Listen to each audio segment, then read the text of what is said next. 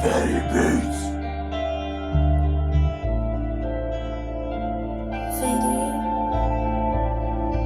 In existence, nothing is in existence of something, because a singular cell organism is just an evolutionary state inside of the biblical ray frame of what God intended when He created the first specimen, Adam and Eve and earth, and let there be light, and then it all came to light. And now we see it in a different frame light, when the time disappears and everything exists outside of what you think is real.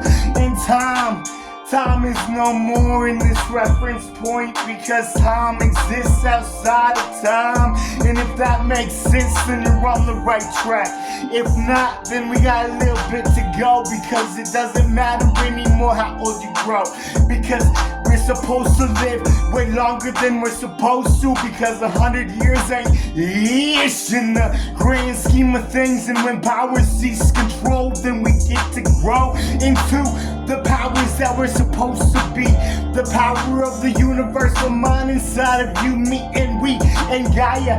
Gaia lives inside of us all. It's the resonance of the heart that disappears outside of time, because the frequency is an art, and an art is just a way for me to show you the existence of it all. But at the same time, I have to be careful what I say, because the universe will go into the black hole, disappearing forever. And the ultimate design is not that in a fragmented segment in time, because if we cease to exist, God is just above, and He doesn't listen anymore, because we'll all be antimatter, disappearing into the space-time continuum of the blackness of the depth of hell. And disappearance is not the way that I want to sell this version of what is going on inside of us all.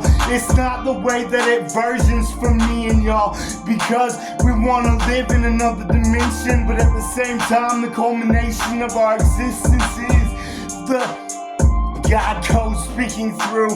And now I see it's me and you, and you can't design the time, the frame that exists outside of time space, because time space is different in the time frame, because the farther the gravitational pull gets, it resonates inside of the mind, and then we live outside of time. And time, zeros and seconds, 60 minutes, 60 seconds, they have it all down to 666, and it's the culmination of the mark of the beast to control your lives, to control you in a different frame of mind. And now I see that the universe is not made to be controlled by the singularity of the 1% of the 1 second inside of the mind. We have to live outside of space and time, in order to realize that our manufactured versions of life are not what are perceived in the mind. Love ya.